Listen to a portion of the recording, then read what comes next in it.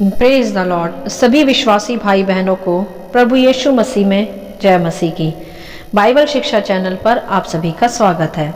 हमारे इस चैनल को देखने के लिए आप चैनल को सब्सक्राइब करें और बेल आइकन के ऑल बटन को ज़रूर दबाएं, तभी आपको हमारी आने वाली हर वीडियो का नोटिफिकेशन मिलता रहेगा।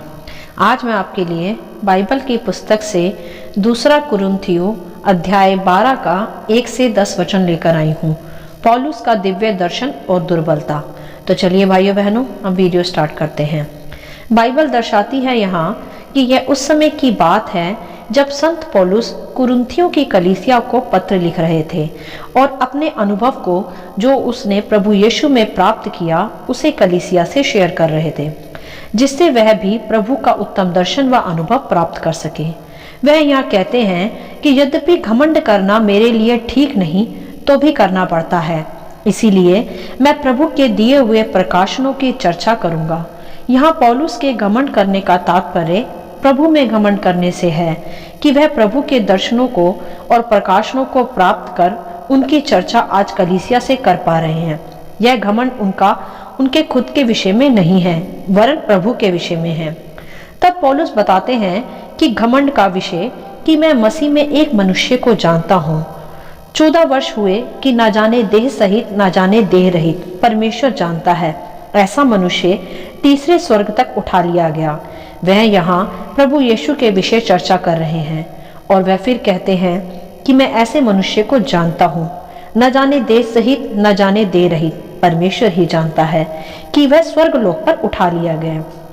यह स्पष्ट किया गया है एक बार फिर से पौलुस ने कि प्रभु यीशु तीसरे स्वर्ग तक उठा लिए गए, जिसे स्वर्गलोक कहते हैं। मेरे प्रियो, प्रभु का सिंहासन तीसरे स्वर्गलोक में है। यह यहाँ इस आयत में स्पष्ट किया गया है, जो हमें सदा स्मरण रखना चाहिए कि प्रभु स्वर्गलोक में विराजमान है। तब पौलुस ने आगे कहा कि ऐसे मनुष्य पर तो मैं घमंड करूंगा, परंतु अपने पर अपनी निर्बलताओं को छोड़ अपने विषय में घमंड ना करूंगा। यहाँ पौलुस एक बार फिर से कहते हैं कि मैं प्रभु यीशु पर तो घमंड करूंगा, परंतु अपने विषय में नहीं। लेकिन यहाँ पौलुस अपनी निर्बलताओं पर तो घमंड कर रहे हैं। वह क्यों अपनी निर्बलताओं पर घमंड करते हैं? वह कहते हैं कि मैं निर्बलता में ही प्रभु के करीब और करीब आता हूँ। यहाँ उन्होंने यह भी कहा कि यदि मैं खुद पर घमंड करना चाहूँ तो भी गलत ना ठहरूंगा, क्योंकि मैं सच ही कहूँगा। क्योंकि भाइयों बहनों, पौलुस सामर्थी मसीह पुरुष था, जो कि कठिनाइयों में भी, बंदी गृह में भी मसीह का सुसमाचार पूरे हियाव से सुनाता था और कलीसिया को भी सही मार्गदर्शन देता था। अर्थात वह मसीह में बलवंत और सिद्ध विश्वासी बना, जो कि पहले मसीहों का ही कट्टर विरोधी था। जब उसने परमेश्वर का दर्शन पाया तो वह मसीह का सच्चा सुसमाचारक ठहरा। इसीलिए उसने खुद पर घमंड करने के विषय कहा कि यदि मैं खुद पर घमंड करूं तो गलत नहीं, परंतु ध्यान दे यहाँ कि वह कहता है कि तो भी मैं रुक जाता हूँ घमंड करने से, कि कहीं ऐसा ना हो कि यदि जब कोई मुझे सुनता या देखता है तो मुझे प्रभु से बढ़कर समझने लगे। मैं नहीं चाहता कि कोई उसे प्रभु से बढ़कर ज्ञानवान समझे, इसीलिए वह खुद को नीचा कर प्रभु को ऊपर उठाता है। यहाँ हम देख सकते हैं मेरे प्रियो कि सीख सकते हैं कि हमें सदा खुद को प्रभु के सामने शून्य करना चाहिए। किसी भी प्रकाशन या ज्ञान का हमें घमंड नहीं करना चाहिए, क्योंकि सब कुछ हमें प्रभु की ही ओर से मिलता है। इसीलिए पौलुस यहाँ प्रभु के विषय कहता है कि मैं उस पर घमंड करूँगा। तब एक विशेष बात जो कि पौलुस ने यहाँ आगे स्पष्ट की है, वह यह है कि वह कहता है कि इसीलिए कि मैं प्रकाशनों की बहुतायत से फूल ना जाऊं, मेरे शरीर में एक कांटा चुभाया गया, अर्थात शैतान का एक दूत भेजा गया कि वह मुझे घूंसे मारे ताकि मैं फूल ना जाऊं। यहाँ यह आयत दर्शाती है कि पौलुस में ज्ञान के प्रकाशनों से कहीं घमंड ना भर जाए, इसीलिए प्रभु की ओर से शैतान का एक दूत भेजा गया जो उसे ताड़ ना करे। तब वह कहता है कि इस कठिन समय के विषय कि मैंने प्रभु से 3 बार विनती की कि वह पीड़ा मुझसे दूर की जाए, पर इस विनती के पश्चात प्रभु ने मुझसे कहा कि मेरा अनुग्रह तेरे लिए बहुत है, क्योंकि मेरी सामर्थ निर्बलताओं में सिद्ध होती है। हालेलुया। यही विशेष आयत है मेरे प्रियो, जो हमें मसीह जीवन का सही उद्देश्य समझाती है, जिसके विषय ही पौलुस ने कहा कि इसीलिए मैं बड़े आनंद से अपनी निर्बलताओं पर घमंड करूंगा कि मसीह की सामर्थ मुझ पर छाया करती रहे। और उसने स्पष्ट भी किया कि इसी कारण मैं मसीह के लिए निर्बलताओं में और निंदाओं में और दरिद्रता में और उपद्रवों में और संकटों में प्रसन्न हूँ, क्योंकि जब मैं निर्बल होता हूँ तभी बलवंत होता हूँ। हालेलुया। कितनी ही सामर्थी बात यहाँ पौलुस ने स्पष्ट की कि जब वह निर्बल होता है तभी सामर्थी भी होता है। यह क्यों हो पाता है, अब यहाँ इन आयतों के आधार पर हम समझेंगे। मेरे प्रियो, इस पूरे अध्याय में पूर्ण रूप से स्पष्ट किया गया है कि जब मनुष्य किसी भी कठिन परिस्थिति में होता है और किसी परेशानी या बीमारी का सामना कर रहा होता है, तब वह उसे अपनी निर्बलता के समय में ही अधिक प्रभु को पुकारता है तथा प्रभु के समीप आता है। आप खुद ही जरा विचार करें कि यदि मनुष्य के पास सब कुछ होता तो वह किसी भी परिस्थिति में फिर प्रभु के समीप नहीं आ पाता, परंतु जब हमें कुछ चाहिए होता है, जैसे चंगाई या भौतिक वस्तुएं, तो ही हम अपनी कमजोरियों में, अपनी कमी घटियों में, अपनी निर्बलताओं में प्रभु को पुकारते हैं। इस रीति से हम प्रभु पर निर्भर होना सीखते हैं।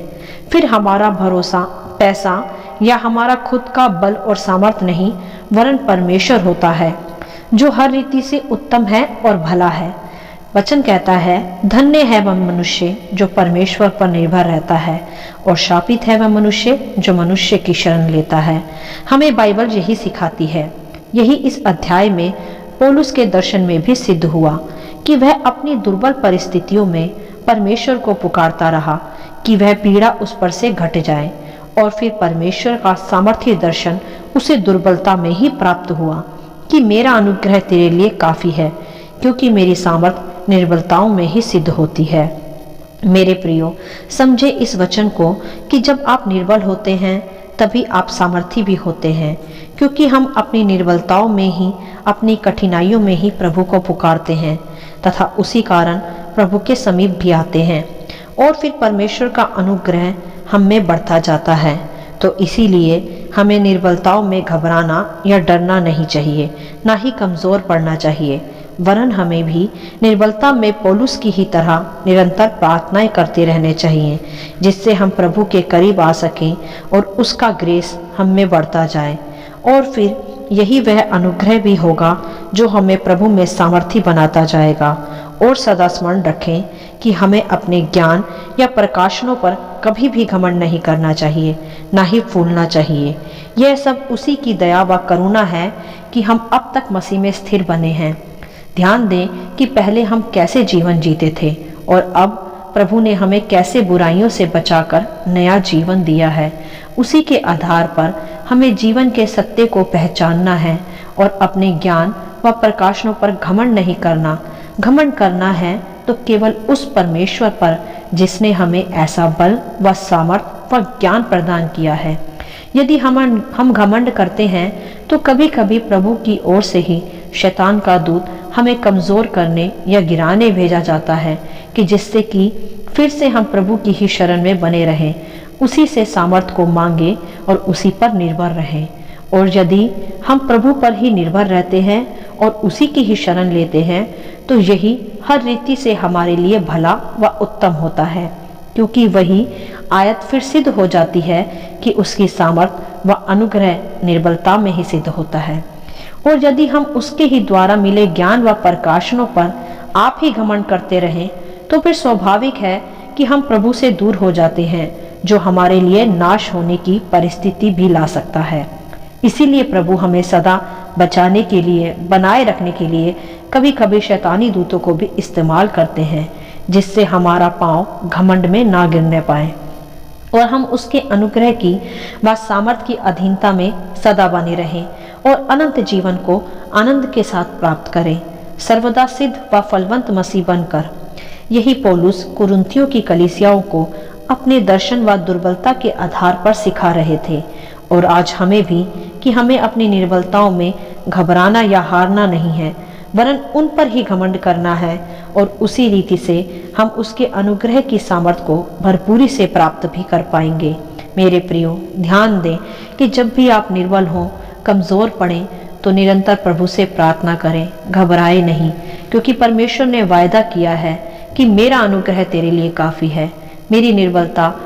मेरी सामर्थ निर्बलताओं में सिद्ध होती है। तो यदि आप निर्बल हैं तो आप परमेश्वर के और समीप जाएंगे और सामर्थी बनेंगे और उसका अनुग्रह आप पर हर दिन बढ़ता रहेगा और आप परमेश्वर के सिद्ध व फलवंत मसीह बन पाएंगे और दूसरों के लिए आशीष का कारण भी बन पाएंगे।